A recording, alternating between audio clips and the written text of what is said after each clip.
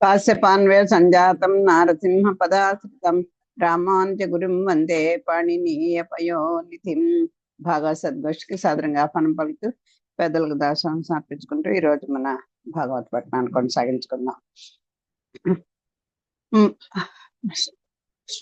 స్వామి అడిగినటువంటి 3 అడుగుల నేలని చూపించినటువంటి ఆ బలిచక్రవర్తిని 3వ పాదం ఎక్కడ పెట్టమని అడిగితే, స్వామి నా శిరస్సు మీద నా శరమే నీకు నిలవయ్యా పెట్టు అని చెప్పి కోరాడు. కొడితే అప్పుడు స్వామి అసత్యం పలకడాన్ని భయపడినట్లు నరకానికి గాని, ఇప్పుడు కలిగిన ఈ శిక్షకు గాని, గొప్ప పదవి పోయినందుకు గాని, సరసాలకు గాని, ఐశ్వర్యం నశించినందుకు గాని, ఎటువంటి కష్టాలకు గాని నేను భయపడను అని చెప్పాడు. అంటే వీటన్నిటికీ ఇవన్నీ కూడా చాలా మరి మనకి పతనానికి మనని అణగదొక్కేటువంటి కృత్యాలు కదా. ఇలాంటివి ఎన్నైనా సరే నేను భరిస్తాను, కానీ అసత్యం పలకడానికి నేను భయపడతానయ్యా. అంచేత నాకు నరకం ఇస్తావో, శిక్షలే వేస్తావో, ఐశ్వర్యాన్ని ఇవన్నీ పోయినా కూడా నాకు ఎటువంటి బాధ లేదు అని చెప్పాడు బలి చక్రవర్తి. ఇంకా ఏం చెప్తున్నాడు స్వామితోటి? తల్లిదండ్రులు అన్నదమ్ములుంచెలి కాండ్రు గురువులు శిక్షింపన్ కొరతవడునే పిదప మేలగుగాక పృదు మదాంధులకును దానవులకును మాకు తరి ఎరింగి విభ్రంశ చక్షులు వలయ నిచ్చుటంచేసి గురువులలోన ఆది గురువ నీవు బంధించిన నిగ్రహము లజ్జయో నష్టియో బాధయో తలంప నిన్ను నెదిరించి పోరాడి నిర్జరారులు ఆది యోగింద్రులన్ అందెడునట్టి టెంకి అందరే తొల్లి పెక్కుండ్రు హర్షమూర్తి ఈశా నీయడ దుర్లభమేమి కలదు అంటే ఓ ఆనంద స్వరూప. అంతేకాక తల్లిదండ్రులు, అన్నదమ్ములు, మిత్రులు, గురువులు బుద్ధి చెప్పడంలో ఏమీ నష్టం లేదు. దానివల్ల తర్వాత మేలే కలుగుతుంది. మదంతో కన్నులు కనిపించని మా వంటి రాక్షసులకు నీవు సకాలంలో చెదిరిపోకుండా వెలిగే చూపునిచ్చినావు. అందువల్ల నీవు గురువులలో మొదటి గురువైనావు. నీవు నన్ను బంధించడం మా శిక్షగా కాని, సిగ్గుగా కాని, లోటుగా కాని, బాధగా కాని నేను భావించను. ఇదివరలో చాలా మంది రాక్షసులు నిన్ను ఎదిరించి పోరాడి యోగేశులు పొందే స్థానాన్ని పొందినారు కదా స్వామి, నువ్వు ఇవ్వలేనిది ఏమున్నది అని చెప్పి అడుగుతున్నాడు. నువ్వు మాకు వీళ్ళందరూ కూడా పెద్దలందరూ కూడా మరి శుక్రాచార్యులు ఈయనకి ఎన్నో బుద్ధులు చెప్పాడు కదా, అయినా నీకు నష్టం జరుగుతోంది, నీకు ఇలా అవుతోంది, నువ్వు జాగ్రత్త పడు, వచ్చింది మాయా వటువు, ఆయన సాక్షాత్ నారాయణుడే నిన్ను అణచేయడానికి వచ్చాడు అని అన్ని చెప్పినా వాళ్ళు చెప్పాలి, చెప్పడంలో నష్టం లేదు. కానీ ముందర నష్టం కలిగిన తర్వాత నష్టం అనుకున్నా దానివల్ల తర్వాత మేలే కలుగుతుంది కదా. మాలాంటి రాక్షసులు కన్ను మిన్ను ఆనక నీ మీదకే వస్తే నేను లెక్క చేయకుండా ఉంటే, నువ్వు వాళ్ళందరినీ బంధించినప్పటికీ కూడా నువ్వు వాళ్ళకి అజ్ఞానం పోగొట్టి జ్ఞాన దీపాన్ని వెలిగించావు. నువ్వు వాళ్ళకేమి నష్టం కలగలేదు కదా. అలాగే నువ్వు ఇప్పుడు నన్ను బంధించాడు కదా స్వామి ఎన్ని. అంచేత శిక్షని కానీ లోటుని కానీ, నాకు అదేదో సిగ్గుపడడం కానీ బాధపడడం కానీ నేనేమీ చేయట్లేదు. నాకు ఎటువంటి కొరత లేదయ్యా. నువ్వు ఆ పూర్వం ఆ రాక్షసులందరినీ కూడా మహాయోగీశ్వరులు పొందేటువంటి స్థానాన్ని కదా వాళ్ళకి ఇచ్చావు. అంచేత నువ్వు ఇవ్వలేనిది ఏముంటుంది అంటే, నాకు కూడా అలాంటి స్థానాన్ని కటాక్షించమని పరోక్షంగా ప్రార్థిస్తున్నాడు. తెలియే ముచ్చువు చుట్టమేయముడు సంసేవార్థులే కింకరుల్ శిలలం చేసని బ్రహ్మ తన్ను దృఢమే జీవంబు ఓ చల్లరే చలితంబౌటయరుంగ కీ కపట సంసారంబు నిక్కంబుగాన్ తలంచున్ మూఢుడు సత్యదాన కరుణ ధర్మాది నిర్ముక్తుండయి. అయ్యో ముచ్చు ఆప్తమిత్రము కాదు, యముడు దగ్గర చుట్టము కాదు, సేవకులు భక్తితో సేవించాలనే బుద్ధిమంతులు కారు, ప్రాణము శాశ్వతము కాదు, ఈ శరీరాన్ని బ్రహ్మ రాళ్లతో మలచలేదు. అయినా ఈ మూర్ఖుడు సత్యము, దానము, దయా, ధర్మము మొదలైన వాటిని వదిలేస్తున్నాడు. ఈ మాయా సంసారాన్ని సత్యమని భావిస్తున్నాడు. అయ్యో, ఇవన్నీ కూడా తెలుసు. ముత్యం మనకి ఎప్పుడు కూడా మనకి శత్రువు లాంటిదే వచ్చి పడుతుంది. చుట్టాలు కూడా అంతే, సేవకులు కూడా మనకేమి విశ్వాసంగా సేవ చేయరు, ప్రాణం కూడా శాశ్వతం కాదు అని చెప్పి తెలిసినప్పటికీ ఈ శరీరం కూడా కొన్నాళ్ళు శిథిలమైపోయేదే, రాయి రెప్పలా పడుండేది కాదు అని కూడా మనకు తెలుసు. అయినా కూడా మూర్ఖుడు ఏం చేస్తున్నాడు? సత్యము, దానము, దయా, దానము, ధర్మము మొదలైనవన్నిటి కూడా వదిలిపెట్టి ఈ మాయా సంసారంలో ఇదే సత్యం అనుకుని భావిస్తున్నాడు. చుట్టాలు, దొంగలు, శృతులు, రుణస్థులు, కాంతలు, సంసార కారణములు, ధనముల స్థిరములు, తనువతి చెంచలన్, కార్యార్థులు, అన్యులు గడచు కాలము, ఆయువు సత్వరమైశ్వర్యమతి శీఘ్రమని కాదే తమ తండ్రి నతకరించి, మా తాత సాధు సమ్మతుండు ప్రహ్లాదుండు నీ పాద కమలంబు నియతించేసే. భద్రుండు అతనికి మృతులేని బ్రతుకు కలిగే, వైరులై కాని తొల్లి మా వారుగాన, అతివై వచ్చి నీవు నన్నడుగుటెల్లన్, పద్మలోచన మా పుణ్య ఫలముగాదే. పుణ్యాత్ముడైన మా తాత ప్రహ్లాదుడు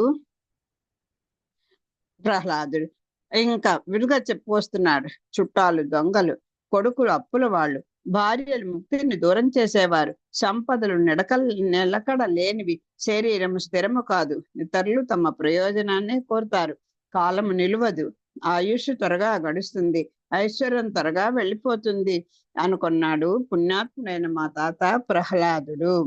ఆయన ఇంకా ఆ తాత చూస్తే అలాగా. ఇక నా తండ్రి దగ్గరికి వచ్చేసరికి ఆయన తన తండ్రిని విడనాడి నీ పాదాలను సేవించినాడు. ఎవరు? ప్రహ్లాదుడు.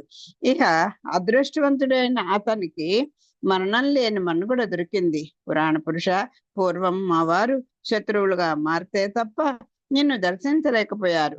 నీవు బిచ్చగాడుగా వచ్చి నన్ను దేహి అనడం మా పూర్వ పుణ్య ఫలం కాక మరేమిటి? మా తాతగారు ఆ ప్రహ్లాదుడు ఆయన ఇగో నువ్వు పైన చదువుకున్నాం కదా, వీళ్ళు ఈ ముచ్చువు, ఇదేంటి ఇవి ఆ యముడు, అలా కింకర్లు, అలా కాకుండా ఇంకా చెప్తున్నారు. పోనీ వాళ్ళందరినీ అలా ఒక కేటగిరీగా వేరే పెడితే చుట్టాలు, దొంగలు, వాళ్ళు ఏదో అవసరానికి వస్తారు, వెళ్ళిపోతారు, వాళ్ళకి కావాల్సింది ఏదో మన నుంచి ఆశిస్తారు తెలియకుండాని. ఇక శృతులు ఉన్నారంటే బిడ్డలు, రుణస్థులు, ఇంకా ఏది ఇచ్చినా సరే ఇంకా మీరు మాకు ఏదో చేయలేదని ఎప్పుడు మనం రుణస్థులుగా వాళ్ళు భావిస్తారు. ఇక కాంతలు ఉన్నారంటే ఈ సంసార కూపంలోకి దింపేసి మళ్ళీ మనోళ్ళని సంసారం ఇంకా వృద్ధి పొందాలని అలాగా ఈ ముక్తి పదాన్ని వెళ్ళనీయకుండా ఇలా వీళ్ళు అడ్డుపడుతూ ఉంటారు. దానివల్ల ఈ జన్మ మరణంలో మనం కొట్టుకుంటూ ఉంటాం. ధనాలన్నీ కూడా అస్థిరాలు, ఈ తనువు అతి చంచలం, ఈ శరీరం కూడా చాలా చంచలమంది, కార్యార్థులు, అన్యులు, అలాగా ఈ రకంగా ఇవన్నీ కూడా మనకి స్థిరమైన ఆనందాన్ని ఇయ్యవు అని తెలుసుకున్నాడు. కనుకే మా తాత ఆయన తండ్రిని ఎదిరించి నిన్ను ఆశ్రయించాడు, పరమపదాన్ని పొందాడు. అంచేత నీ పాదాలు సేవించాడు. అయ్యో అంత సారీ, ఇంకా అతడు అదృష్టవంతుడైన అతనికి మరణం లేనిది, పునరావృత్తి లేనటువంటి స్థానం దొరికింది. పురాణ పురుష, వీళ్ళు పూర్వం మా వారు అని ఇంకొక మాట చెప్తున్నాడు. మరి 3 జన్మల్లో కదా ఈ విష్ణువుని అదేంటి దేవిజయుల యొక్క శాపం చేత దేవిజయులు శాపగ్రస్తులే కదా ఈ రకంగా 3 జన్మల్లో స్వామికి శత్రువులుగా వస్తున్నారు. కనుక సరేలేయ్యా, ఇది మాకు అలవాటేగా, మా వాళ్ళందరూ కూడా శత్రువులుగా మారే కదా నిన్ను చేరుకుంటున్నారు, అంచేత నేను కూడా కవలో ఉన్నవాడిని అని చెప్తున్నాడు. నువ్వు వచ్చి దేహి అని అడిగితే నాకు ఇంతకన్నా మాకు కావాల్సింది ఏముంది అని ఇట్లు పలుకుతున్న అవసరమున ఆ దైత్యేంద్రుండు పేనవక్షుడు నవపద్మాక్షుండు పిసంగాంబారాఛాదున్ నిర్మల సాధువాదు ఘన సంసారాది విచ్ఛేదు సంశ్రీదున్ భక్తి లతాతిరోహిత రోహిత హరి శ్రీపాదు నిఖేందున్ ప్రహ్లాదున్ బోధ కళా వినోదున్ కనియన్ హర్షంబుతోన్ ముందటన్. ఇలాగా ఆ తాతగారిని తలుచుకోగానే ఆయన గురించి ఆయన యొక్క గొప్పతనం తెలుసగానే ఆయన సాక్షాత్కరించాట. ఆయన దర్శనం అయిందిటండి. ఈయనకి దర్శించాట. ఆయన వచ్చారు. వచ్చి ఏం చెప్తున్నారు? ఆ దైత్యేంద్రుడు పేనవక్షుడు నవ పద్మాక్షుడు బిసంగాంబరాఛాదున్, ఆ పద్మాక్షుడు ఎలా వచ్చాడు? అలా పై విధంగా బలిచక్రం పలుకుతున్న సమయంలో పరమ భక్తాగ్రగణ్యుడైనటువంటి ప్రహ్లాదుడు అక్కడికి వచ్చాడు. అతడు ఎలా ఉన్నాడు? దైత్యేంద్రుడు పేనవక్షుడు, విశాలమైన వక్షస్థలము కలవాడు. తర్వాత నవ పద్మాక్షుడు, కొత్త పద్మాల వంటి కన్నులు, అప్పుడే వికసించినట్టు పద్మాల లాంటి కన్నులు కలవాడు. బిసంగ అంబరాఛాదున్, పచ్చని పట్టు వస్త్రము ధరించిన వాడు. తర్వాత నిర్మల సాధువాదు, చక్కగా మాట్లాడడంలో నిపుణుడు. సంసారాది విచ్ఛేదున్, సంసార బంధాలను తెగ రోసుకున్నటువంటి సుగుణ సంపన్నుడు. చిన్నప్పటి నుంచి ఆ తండ్రి ఎన్ని ఇబ్బందులు పెట్టినా ఏమీ లొంగకుండా ఐశ్వర్యానికి ఆ ఈ సంసార బంధాలన్నీ తెగతించుకొని అలాంటి వాడు సుగుణ సంపన్నుడు. తర్వాత సంశ్రీదున్, భక్తితో భగవంతుని పాదాలు లోపరుచుకున్నవాడు. అదిగో అది చెప్తున్నారు. భక్తి లత అతిరోహిత హరే, అది నీ యొక్క భక్తితో నీ పాదాలని లోపరుచుకున్నవాడు. శ్రీపాదు నువ్వు దుఃఖేందున్, అంటే దుఃఖాన్ని పారద్రోలిన వాడు. ప్రహ్లాదున్ అంటే జ్ఞాన విద్యతో ప్రహ్లాదుని అంటే ఆనందాన్ని ఇచ్చేటువంటి వాడు. బోధన కళా వినోదున్, అందరికీ మంచి మాటలు చెప్పడంలో గొప్ప నైపుణ్యం కలిగినటువంటి వాడు. ఆ హర్షంబుతో ముందటన్ కనియన్, చాలా సంతోషంగా ఆయన్ని దర్శించాడు. ఇంకొకసారి చదువుకుందాం. ఆ దైత్యేంద్రుండు పేనవక్షుడు నవ పద్మాక్షున్ బిసంగంబరాఛాదున్ నిర్మల సాధువాదు ఘన సంసారాది విచ్ఛేదు సంశ్రీదున్ భక్తి లతాతిరోహిత హరి శ్రీపాదు నిఖేందున్ ప్రహ్లాదున్ బోధకళా వినోదున్ కనియన్ హర్షంబుతోన్ ముందటన్. పై విధంగా బలిచక్రవర్తి పలుకుతున్న సమయంలో పరమ భక్తాగ్రగణ్యుడైన ప్రహ్లాదుడు అక్కడికి వచ్చాడు. అతడు విశాలమైన వక్షము, కొత్త పద్మాల వంటి కన్నులు కలవాడు, పచ్చని పట్టు వస్త్రము కట్టుకున్నవాడు, చక్కగా మాట్లాడడంలో నిపుణుడు, సంసారపు బంధాలు తెగదించుకున్న సుగుణ సంపన్నుడు, భక్తితో భగవంతుని పాదాలను లోపరుచుకున్నవాడు, దుఃఖాన్ని పారద్రోలి జ్ఞాన విద్యతో ఆనందించేవాడు.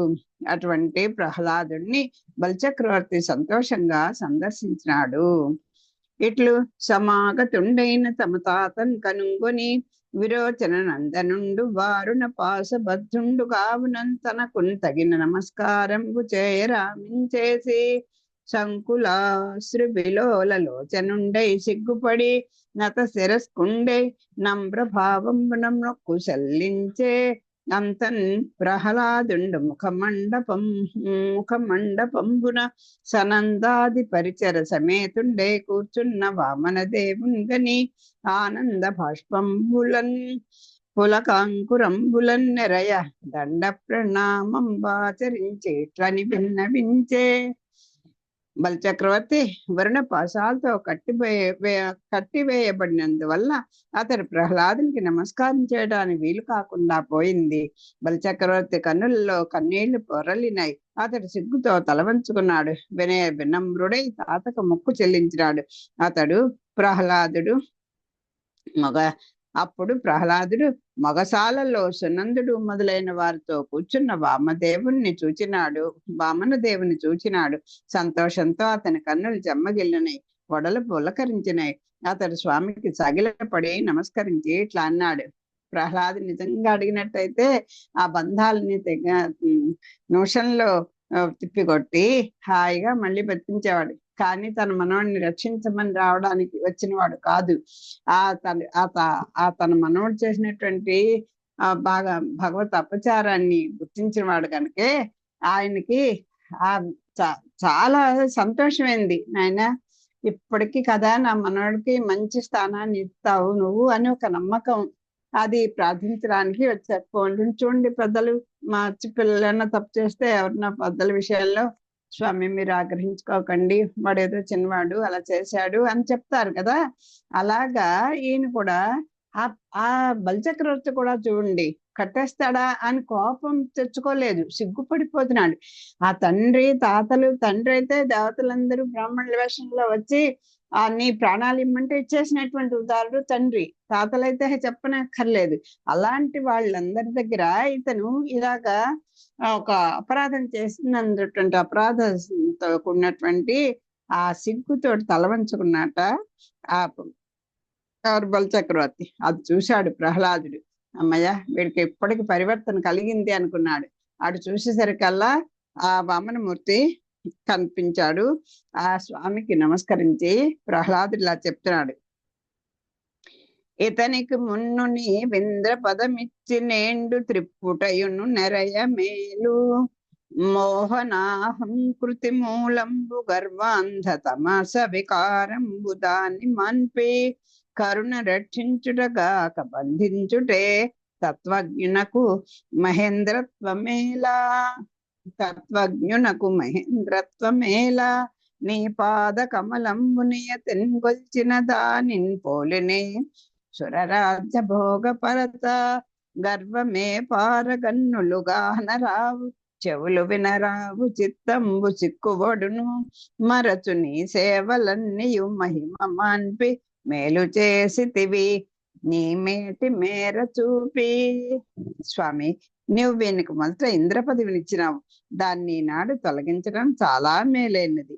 ఆ పదవి అజ్ఞానానికి అహంకారానికి మూల కారణమైనది, గర్వం అనే కారు చీకటిని కలిగించేది. అట్టి దానిని దయతో పోగొట్టి రక్షించడమే కాని ఈ బంధనం శిక్షించడం కాదు. పరమాత్మని తెలుసుకున్న వానికి ఇంద్ర పదవి ఎందుకు కొరగానిది, అది నీ పాదసేవకు సాటి రాదు. ఇంద్ర పదవిలో గర్వం పెరిగి కన్నులు కనిపించవు, చెవులు వినిపించవు, మనసుకు మైకం కమ్ముతుంది. కనులు కనిపించవు, చెవులు వినిపించవు, మనసుకు మైకం కమ్ముతుంది, నిన్ను మర్చిపోతాడు. అటువంటి పదవిని విడిపించి వీనికి గొప్ప ఉపకారమే చేసినావు. చూడండి, ఆ భగవత్ తత్వం ఎరిగిన వాళ్ళు ఎలా చెప్తారో, స్వామి నా మనోడిని ఇలా చేస్తావా అని అడిగేస్తాం మనమైతే. నీకు అన్ని చేతనైన వాడు ఇలా చేయడం బాగుందా అని మరి నిలబెడతాం. స్వామి ఏమంటున్నాడు చూడండి, ఆ ప్రహ్లాదుడు ఏం చెప్తున్నాడు. నువ్వు ఇంద్ర పదవి ఇవ్వడానికి ఇంత ఈ దేవతలందరినీ జయించి అప్పుడు వీళ్ళు రాక్షసుల యొక్క చెయ్యి పైనుండేట్టుగా చేసింది స్వామి. ఇచ్చారు మనకి, ఎన్నో అదృష్టాలు ఇస్తాడు స్వామి, ఎన్నో రకాలుగా మన్ని. ఆ లేస మాత్రం కడగంటి చిన్న సంకల్పమే చాలు, ఆయన ఇలా వెళ్ళి చూద్దామా ఇంకా మనసులో అనుకోకుండానే మనకి ఎన్నో మంచి మంచి అవకాశాలన్నీ వస్తాయి. ఇంత పెసరు వచ్చేసరికి ఇంకా అన్ని ఇదిగో చెప్పేసరి కదా అర్థం. చెవులు వినపడట, ఎవరినో మంచి మాట చెబుతా, వరే ఎలా ఉండరా, అలా ఉండరా, అహంకారం వద్దురా, నీకు భగవంతుడు లేదో మంచి చదువు వచ్చింది, లేకపోతే మంచి ఉద్యోగం వచ్చింది, లేకపోతే మనకు కూడా, పిల్లలని కాదు పెద్దవాళ్ళకు కూడా, ఇదిగో ఇప్పుడు అవకాశం వచ్చింది, కాస్త ఏదో కృష్ణారామన్ పోయి తాపత్రం తప్పించుకో అని అలాగే పిల్లలకు కూడా, మధ్య వయస్కుల వాళ్ళకి కూడా హాయిగా భగవంతుడితో వెళ్ళి పేరెంట్ అయింది, హాయిగా ఉండండి, సుఖంగా ఉండండి, అనవసరమైన ఈగోలు పెంచుకోకండి. అలా ఎంతో మంది పెద్దలు చెప్తారు, అన్ని తరాల వాళ్ళకి కూడా, అన్ని వయసుల వాళ్ళకి కూడా. అది మనకి విధవదు. మనకు వచ్చినటువంటి ఏదో చిన్న గొప్ప విశేషం చేత ఇంకా కన్ను మిన్ను మానక పెద్దల మాటలు వినపడవు, ఎవరిని కూడా తల ఎగరేసుకుని వెళ్ళిపోతాను, తప్ప తల దించుకునే కళ్ళు కనపడం అంటే ఏంటి? కళ్ళు గుడ్డ వచ్చేస్తుందని కాదు, మనసు గుడ్డైపోతే తల వంచలేం మనం. అది అది అంధకారం ఏర్పడిపోతుంది. మనసు కూడా మైకం కమ్మేస్తుంది, మాయలో పడిపోతాం. మనం అనుభవిస్తుంది, మనం చూస్తుంది, మనకు తెలిసిందే గొప్పది అనేటువంటి భావన కలిగిపోతుంది. అలా రాగానే భగవంతుని మర్చిపోతాం. అంచేత నాయనా, నువ్వు ఇప్పుడు ఈ బంధించడం అనేది ఏదో కష్టాలు వచ్చింది అంటే కాస్త మన కళ్ళు తెరిపించడానికే. మనకి తల మీద ఒక కమ్మటికాయ వేస్తూ ఉంటాడు స్వామి, అన్ని ఇస్తే నువ్వు ఇలా ఉంటావా అని చిన్న చిన్న మన పూర్వజన్మ సుకృతాన్ని బట్టి కదా అని అంటారండి అని మళ్ళీ అడ్డువాదం చేస్తున్నా ఆయన అనుకుంటే, ఆయన సేవలో ఉంటే అయితే పూర్తిగా తొలగించేసి వెళ్ళిపోవడం ఎక్కడో ఏ కోటి మందిలో ఆయన కోరుకుంటే అన్నా అవుతుందేమో తెలియదు. కానీ ఆ కొలిచిన వాళ్ళందరికీ కర్మానుభవాన్ని కూడా అనుభవించే శక్తిని కూడా, ఆ సుఖాన్ని అనుభవించే శక్తి, కష్టాన్ని అనుభవించే శక్తి కూడా ఆయన ఇస్తాడు. కాస్త భక్తి అంకురం మనకి ఏర్పడుతుంది అలా పెద్దల్ని భగవంతుడిని గుర్తులో పెట్టుకుంటే అని. ఈ రకంగా ప్రహ్లాదుడు, స్వామి నువ్వు ఇప్పుడు బంధించింది బంధన కాదయ్యా, ఆయనకి నిన్ను చేరడానికి ఒక మార్గం అంతే. అది ఆ ఇంద్ర పదవి కన్నా ఇది చాలా గొప్పది కదా, నీ పాదసేవనం కంటే గొప్పది ఇంద్ర పదవి కాదు, ఏది కాదు అని స్పష్టం చేస్తున్నాడు ప్రహ్లాదుడు. అని పలికి జగదీశ్వరుడు నిఖిలలో ఒక సాక్షియు నారాయణ దేవునకు నమస్కరించి ప్రహ్లాదుండు పలుకుతున్న సమయంబున పై విధంగా ప్రహ్లాదుడు లోకనాథుడు లోక దర్శకుడు అయిన విష్ణుదేవునకు నమస్కరించి పలికినాడు.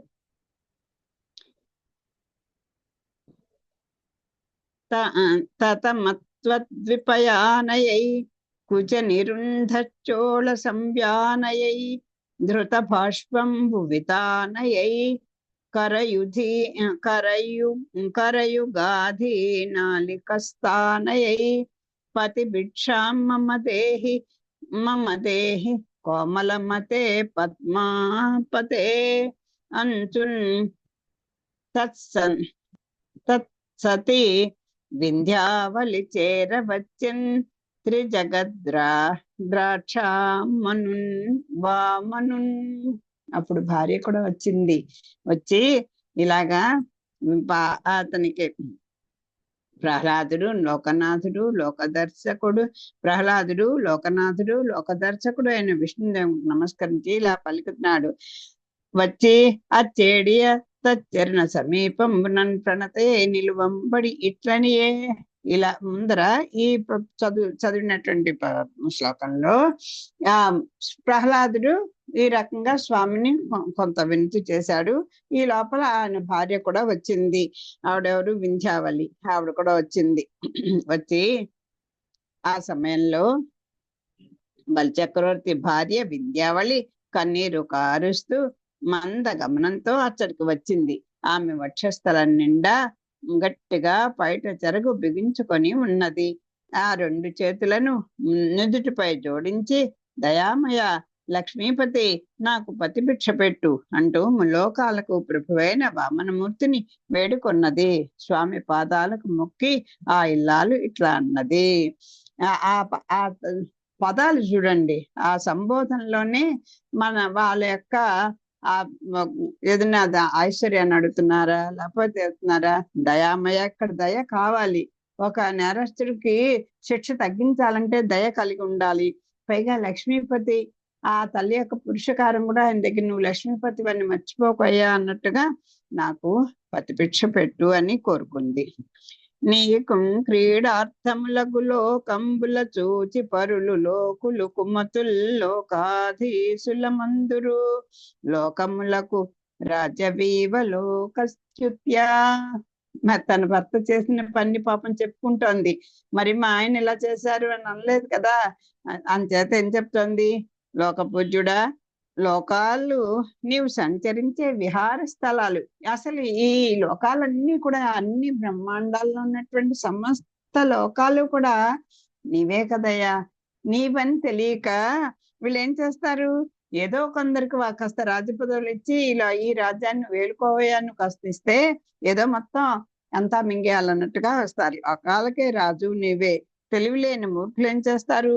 ఈ లోకాలకు తామే పాలకులమని భావిస్తారు. కాదనండు సొమ్ము లేది రాదనండు జగత్రయైక రాజ్యము నిచ్చెన్ నా దయతున్ గట్ట నేటికి శ్రీదయత చిత్తచోర శ్రితమందార. స్వామి, నీవు లక్ష్మీ ప్రాణేశ్వరుడువు. అది శ్రీదయత చిత్తచోర శ్రీ శ్రీ శ్రీ శ్రితమందార. నీవు లక్ష్మీదేవికి ప్రాణేశ్వరుడవు, ఆశ్రితుల పాలటి కల్పవృక్షానివి. నా భర్త నీకు కాదు, లేదు, బొమ్ము ఇవ్వను అని అనలేదు కదయ్యా. నువ్వు వచ్చావు, ఇమ్మన్నావు, ఇచ్చాడు. ఇస్తే అన్ని చేశాడు కదా నీకు. మరి 3 లోకాల రాజ్యాన్ని నీకు ధారపోసినాడే, అటువంటి ప్రాణేశ్వరుని ఎందుకు బంధించావు అని ఒక ప్రశ్న వేసింది. ఇవ్వడము ఇచ్చేసాడు కదా, ఆయన ఉంచుకోలేదు కదా అనడం కాదు. మొత్తం నువ్వు అడిగావు, అన్ని లోకాలు సమస్త నీకే ధారపోసాడు, అయిపోయింది కదా, మరి నువ్వెందుకు ఆయన అలా బంధించావు అని ప్రశ్నించింది. అనిట్లు వింధ్యావళియును ప్రహ్లాదుండును విన్నవించు నవసరంబును హిరణ్య గర్భుండు చనుదెంచి ఇట్లనియే. ఈ లోపల ఆ విధంగా ప్రహ్లాదుడు వింధ్యావళి విన్నవించిన తర్వాత బ్రహ్మదేవుడు వచ్చి వామన స్వామితో ఇట్లా అన్నాడు. హిరణ్య గర్భుడు అంటే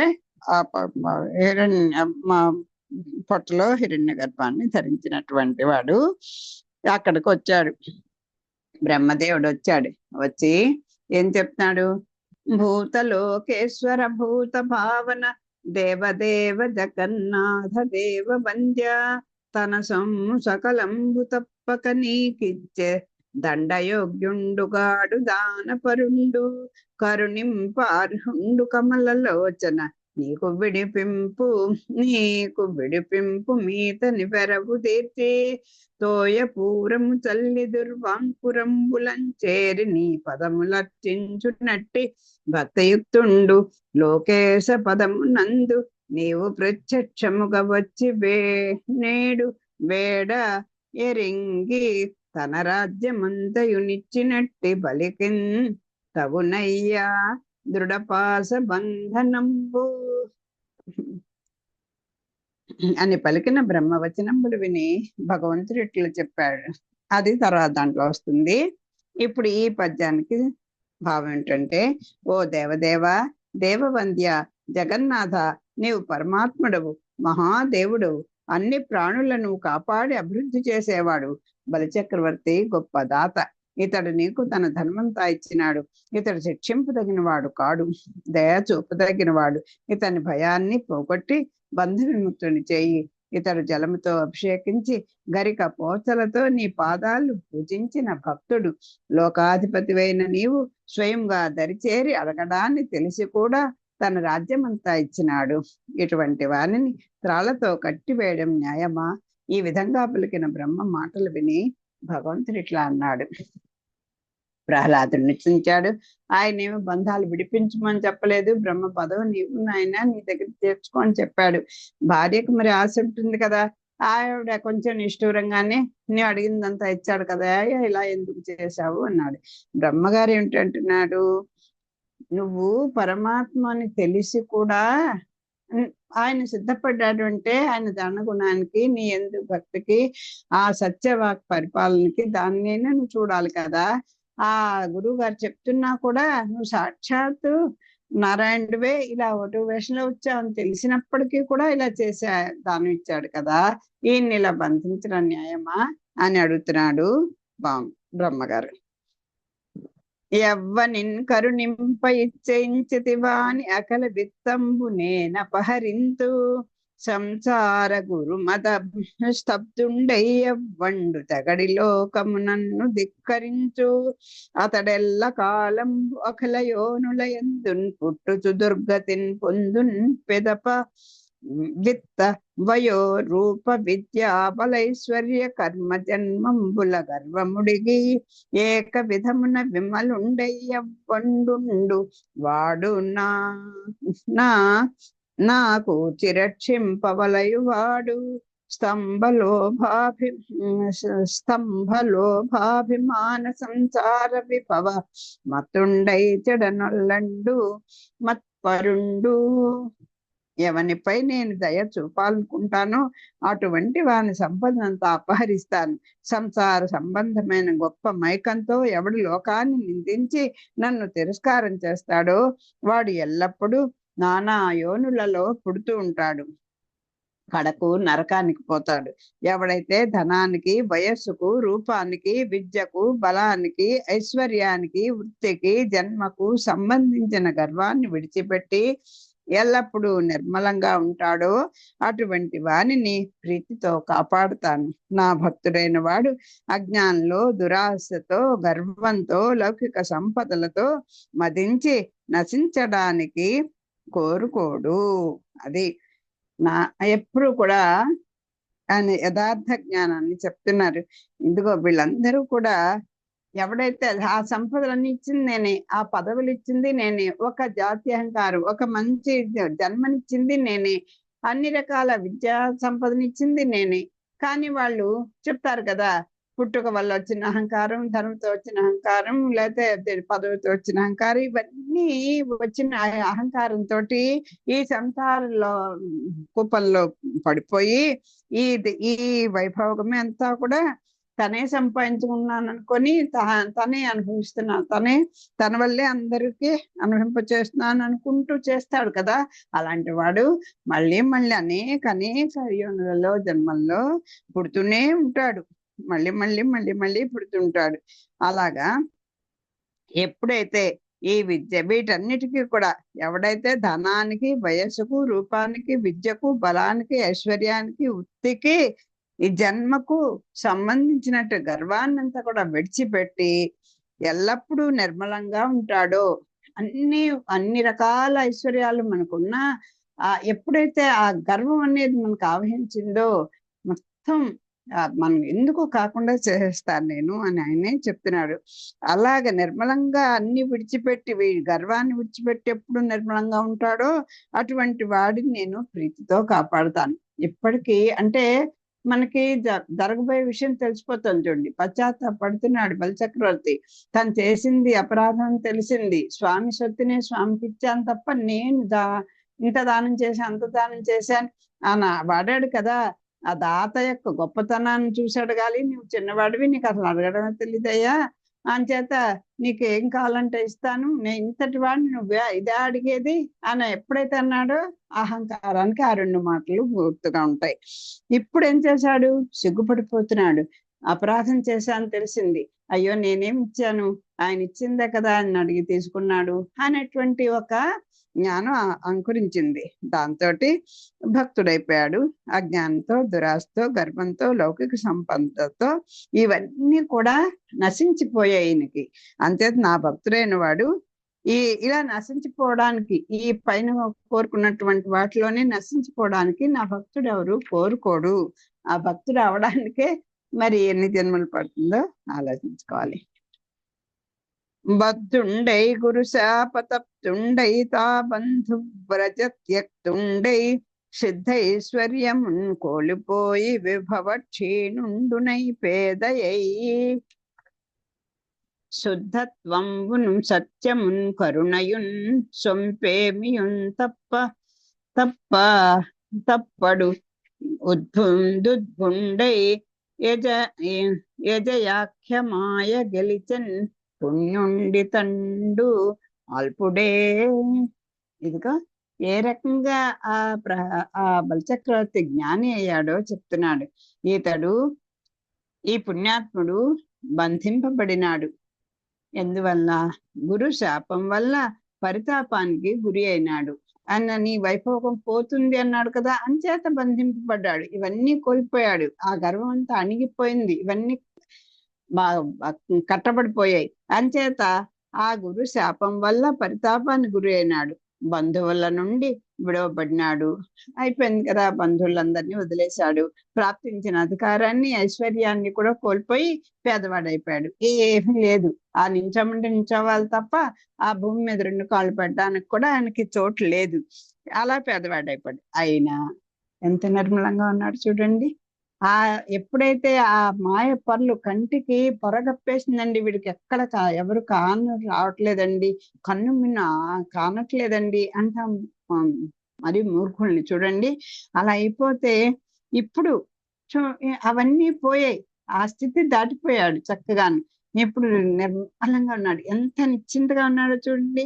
సత్యాన్ని, దయను, సన్మార్గాన్ని వదలకుండా ఉన్నాడు. అది సత్యవ్రతుడయ్యాడు. దయని, సన్మార్గం ఏదో తెలుసుకున్నాడు, దాన్ని ఉన్నాడు. జ్ఞాని అయ్యాడు. అంచేత జ్ఞాని అయి గెలవడానికి సాధ్యం కాని మాయని గెలిచినాడు. ఎప్పుడైతే జ్ఞాని అయితే అయ్యాడో, అదే కదా నా మాయని నేనే దాటవేయాలి తప్ప ఎవరూ దాటలేరు అని గీతలో స్వామి చెప్పినట్టుగా ఆ జ్ఞానులు ఆ జ్ఞాని అయ్యాడు కనుక గెలవడానికి సాధ్యం కానిటువంటి మాయని గెలిచాడు. ఇతడు మహనీయుడు అని స్వామి చేత సంభావన పొందినటువంటి వాడు బలిచక్రవర్తి. ఆ సురనాథుడనుచు అనకుని మర్యాద ఏనుచూతమనుచు ఇంత పలుక నిజము వలికే నితండు నిర్మలాచరుండు మేలు మేలు నాకు మెచ్చువచ్చు. ఇతన్ని పుణ్యాత్ముడైన ధనుజేంద్రునిగా నేను ఆదరించాలనే ఉద్దేశంతోనే ఇంతవరకు ఊరుకున్నాను. ఇదిగో ఈయన గొప్పతనం. ఎప్పుడైతే బంధించినప్పుడు మన మానసిక శారీరకమైనటువంటి ఏదైనా కష్టాలు చిక్కుపోయి ఇంకా భగవంతుడిని, పెద్దల్ని, పక్క వాళ్ళని, పక్క వాళ్ళని అందరినీ తిట్టేసుకుంటాం. వీళ్ళ వల్ల అలా అయిపోయాం, వాళ్ళ వల్ల అయిపోయాం, అప్పుడు ఏదో చెప్పాడు అలా చేసేసాను, ఇలా అయిపోయింది, ఆ భగవంతుడు ఇలా చేశాడు అంటూ ఉంటామే. అవన్నీ ఏమీ లేదు చూడండి. ఆ స్థిత ప్రజ్ఞత, కష్టమా సుఖమా ఏది ఇస్తావో ఏమో, ఏం పాపం చేశామో, ఏ పుణ్యం, పెద్దలు ఏ పుణ్యం చేశారో, ఇప్పుడు బాగున్నాం. అలా ఉన్న వాళ్ళకి ఆయన ఇదిగో ఇతన్ని పుణ్యాత్ముడైన ధనుజేంద్రునిగా నేను ఆదరించాలనే ఉద్దేశంతోనే ఇంతవరకు ఊరుకున్నాను. ఇతడు మంచి నడవడి కలవాడు, సత్యవాది, మేలు మేలు, ఇతని ప్రవర్తన నాకు మెప్పు గలుపుతున్నది. నాకు ఎంత ఇష్టడైపోయాడు అనుకో తెలిసిన, మీరేమీ ఎవరు బెంగపడకండి అని చెప్తున్నారు స్వామి.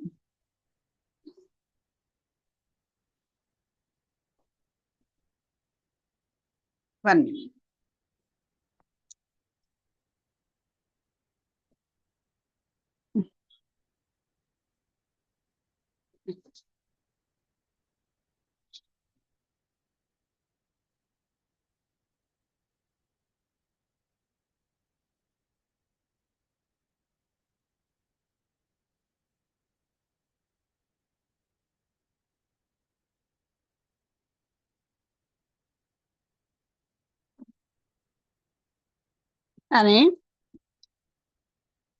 ఇతన్ని పుణ్యాత్ముడైనటువంటి ధనుజేంద్రునిగా, గొప్ప ఏ రాక్షస రాజుగా నేను ఆదరించాలనే ఉద్దేశంతో ఇంతసేపు ఊరుకున్నాను. ఇతడు మంచి నడవడికి కలవాడు, సత్యవాది, మేలు మేలు, ఇతని ప్రవర్తన నాకు మెప్పు గలుపుతున్నది, చాలా సంతోషాన్ని కలిగిస్తోంది ఇతని ప్రవర్తన అని స్వామి చెప్తున్నాడు. ఎవరికి? బ్రహ్మగారితోటి. అక్కడే ఉన్నారు భార్య,